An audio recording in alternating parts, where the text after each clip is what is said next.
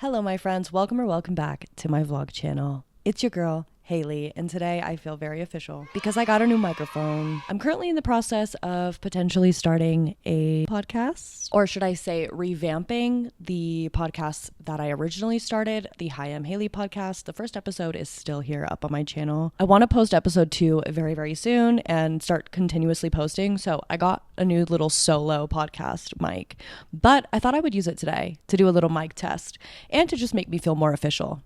Bitch, listen up. I got the mic and I've got some important stuff to say. I actually did a little community poll asking if you wanted to see this video or my mid-year book freakout tag and this one. So let's talk about my 10 summer book recs. We've got romance, fiction, horror, poetry, something for nearly everyone. So buckle up and let's get started. Okay, since I mostly am a romance reader and I feel like that's what most of y'all love, I think we got to start with the romance books, 5 of them. So half of the list, but there are just so many good summer romances. I feel like it is the perfect sort of beach read, and there are so many new ones that have come out this year that are just fabulous as well. So let's talk about them. Number 1, we have 7 Year Slip by Ashley Poston. I read this for my book club a few months back, and it was an absolute delight. It is so cute, scrumptious. This book follows Clementine and Ewan. Clementine currently lives with her eclectic aunt in her cute little apartment, and Ewan is a up-and-coming chef who is currently, when the book starts, actually a dishwasher. Now, eventually, Clementine's aunt actually passes away and leaves her apartment. So Clementine is living there on her own full-time, and one day she comes home from work, and guess who is in her apartment, supposedly renting out her aunt's apartment for the summer? Ewan. She agrees to let Ewan stay as she's kind of working this out. The only real problem is that Ewan is actually 7 years in the past. And this apartment actually has some magical tie to the universe where you can time travel, but only in the apartment. And the story goes from there. Obviously, I don't want to spoil anything. I want you to read this book. It is so good, and I highly recommend it on audio. The narrator does a gorgeous southern drawl for Ewan, and it is perfection. I loved the way that the characters both had a lot of emotional growth and development through this book. They're both struggling with their own things. There's a lot of talk about death and suicide, so I highly recommend checking trigger warnings, but I felt like the way that grief and death and stuff like that was handled was really, really beautiful in this book. And I love the sort of just magical realism. You just get a little dip of fantasy in your romance, and it was fun. It was a little bit confusing at times, but overall I really enjoyed it, and I'm excited to read more from this author. I have her next book actually on my Kindle as an ARC, and it sounds really good as well. So yes, if you haven't picked this up yet, I highly recommend. I gave it a 4.5, and it's so cute, and it makes me really want to eat lemon pie. If you know, you know. Next, we have, just a 5-star read. This just did everything for me, and it matches my outfit today. So what's not to love about Wild Love by Elsie Silver? This is her newest release, and it is a small town, second chance, billionaire romance.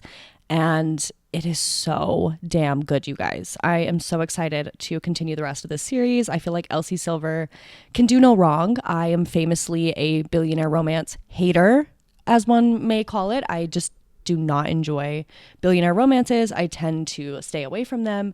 But if it's an Elsie book, I'm going to read it at this point. And so when I picked this up, I was a bit hesitant going in. It follows a man named Ford. He grew up going to Rose Hill. That's the town. It's the Rose Hill series. And he grew up going to Rose Hill in the summers, and there's a hair in my mouth. Every summer he grew up going to Rose Hill, and there he would hang out with Rosie and Rosie's older brother. They were like his best friends in town. Now it is years and years into the future, and Ford is moving back to Rose Hill because he is a billionaire. He made it big in the music business, and now he wants to go back to his roots and just open like a remote recording studio. I think kind of like Long Pond Studios, if you're familiar. Rosie is having some difficulties in her relationship with her boyfriend, and at work she goes through something pretty traumatic, and so she kind of flees her town and comes back home to Rose Hill right around the same time, and that is when Ford and Rosie begin interacting, and she obviously needs a job while she's in town, so he hires her to help start this recording studio, and it goes from there. It is so fun, and the spice scenes were so just good. If you love a good hate fuck, I'm just saying. And I thought Rose Hill was such a cute setting. It does have the small town vibes, but it's not a cowboy romance. You're not like on a farm or anything. It's just like a good classic small town romance. And as you can tell by all my tabs, I absolutely devoured it and I related a lot to Miss Rosie. I loved her. Okay, recommendation number 3 is actually my current read, and I might only be about 60% of the way through this, but I can already tell you it's going to be at least a 4 or 5 star, and it is a great summer recommendation, so I have to talk about it. That is Savor It by Tara Dewitt. Now, the best way that I can describe this is if you've ever played Stardew Valley, the video game, one of my personal favorites, by the way, this book just feels like Stardew Valley romance. And I am not kidding. It follows our main character, Sage, who grew up in the small town of Spoons, Oregon, and she works on the farm. She has a bunch of cute little animals, chickens, goats, cows, you name it. Think very much like you go your Stardew Valley farm. She spent her whole life in this small town, and one day, Fisher Lang, a hotshot chef from New York, comes to town because he's in trouble at work. He's a Michelin star chef, very, very accomplished, but he's been getting into some hot water. And so he's sent on a task in Spoons, Oregon to help like cultivate this new restaurant menu. And that is where Sage and Fisher sort of team up. Every summer there is a competition in Spoons. Again, reminds me very much of the Stardew Valley. I forget what it's called, but like the mayor competition where everyone brings their cute little goods and puts it on the table and the judge picks who's the best. Something exactly like that. So in exchange for helping Fisher get along with the locals and cultivate a good menu for his restaurant, Fisher agrees to help Sage win the tournament. And so they combine their forces. They work on like recipes. They fake date. If you just want a cute, summery, small town romance that feels like you're playing a cozy farming simulator, look no further than Savor It by Tara Dewitt. I am obsessed. Summer book rec number 4 has to go to Just for the Summer by Abby Jimenez. This is another new release that everyone and their mother is talking about for good reason. Okay? For good reason. This is great. If you want a romance that kind of feels like a women's fiction, the characters have a lot of emotional stuff that they're working through with a little bit of a rom-com twist. This follows Justin and Emma. Justin lives in a small town in Minnesota and Emma is a traveling nurse, and they both meet online on a Reddit thread, basically having conversations because they have the same sort of curse, is what they like to call it. Everyone that they date ends up dumping them and then finding the love of their life. And so they come up with this plan that Emma is going to come and work in Minnesota for the summer. They will date and then break up and break the curse. Obviously, a lot more happens and their plan doesn't necessarily go the way that they hoped. I will say that this book does not give the summer settings and the summer vibes in the way that some of the other ones on this list do. Don't let the cover fool you. Okay, there is a lot going on. There's a lot of mommy issues.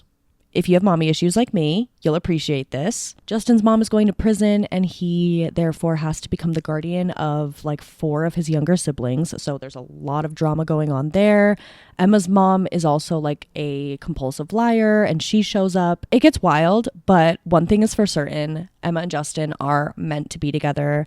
Justin will do absolutely anything for her, and I just swooned reading their romance. It was so, so good. Again, this is a book that we read for my book club, and I think everyone liked it. Like, I kid you not, everyone in the book club enjoyed it. And last, but certainly not least, for the romance recommendations, I have to talk about it. I mean, I've talked about it so many times on this channel before, but I simply cannot do a summer book rec video without talking about my favorite summer book of all time, Happy Place by Emily Henry. This is just me begging, pleading on my knees for everyone and their mother to read this book. If you have not yet, please do it. It is still one of my favorites of hers. Unlike Just for the Summer by Abby Jimenez, this has the summer romance setting. Like, when I was reading this, I literally felt like I was in Maine eating lobster tails by the beach, getting finger banged in an outdoor pool shower.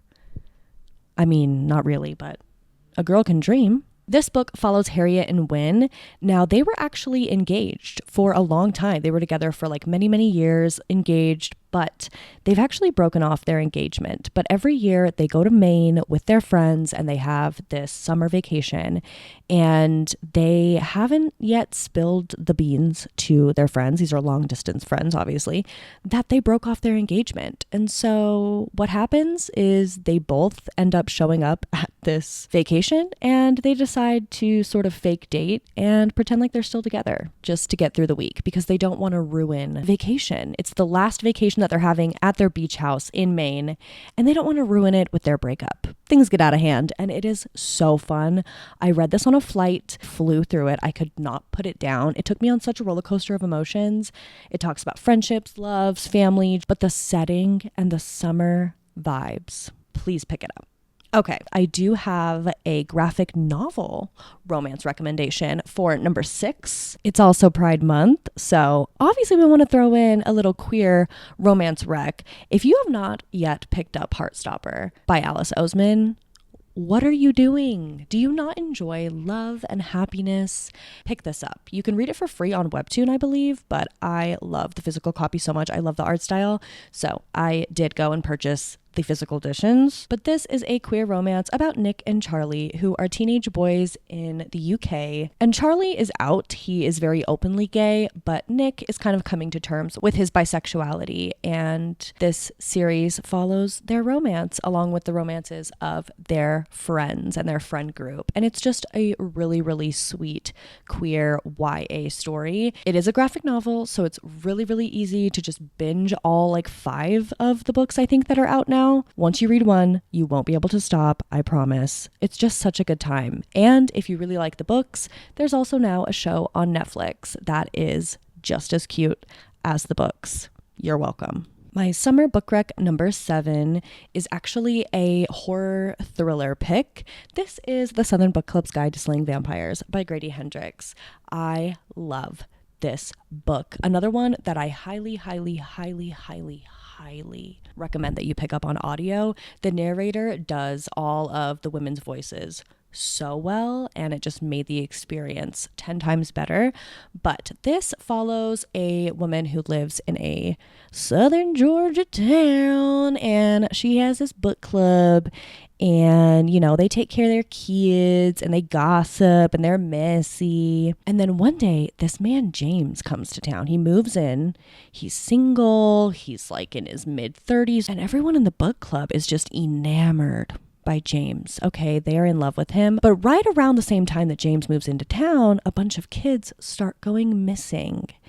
And so our main character, she's not fooled, and she thinks James is a vampire and that he has something to do with it. And it goes from there. And it's just such a fun time. It talks about race, it talks about feminism, it talks about gender, it talks about what it means to be a housewife. And I just think it is a really, really fun horror read. It definitely has some gory bits that had me gagging a little bit towards the end. But for the most part, I was laughing my ass off at all of the women in this book club because they are so funny. My next summer book rec is Conversations with Friends by Sally Rooney. Now, I know everyone loves normal people, and I love normal people just as much as the next girl, but I feel like Conversations with Friends is highly underrated, and it is a really, really fun beach read if you want just a lot of drama. You just want like a literary fiction, contemporary story about 2 girls and this entangled love affair with this married couple. As mentioned, our 2 main characters are Frances and Bobby. They are students in Ireland, and they, one night when they're out at like a poetry reading,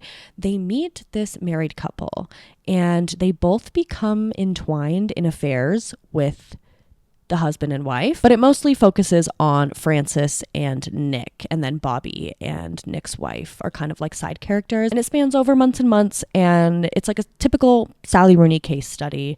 Yes, there are no quotation marks, and it is a blast. I read this in a single day. I could not fathom how much I related to the main character, Frances. I don't know if that's a good or a bad thing. I don't know what that says about me, but it was so unputdownable. My next one is another audiobook rec. It is Down the Drain by Miss Julia Fox. I'm everywhere, I'm so Julia. If you want a nonfiction, memoir, personal story, that is just going to have your jaw on the floor the entire time, pick up this audiobook. This is a tell-all triumph of a memoir by Miss Julia Fox, and it starts from childhood where she grew up in New York, all the way up through Uncut Gems, Kanye West, and more. It is salacious, it is gritty, and Julia spares no detail as she dives into sexcapades, her times working as a dominatrix, her billionaire sugar daddy, and so much more.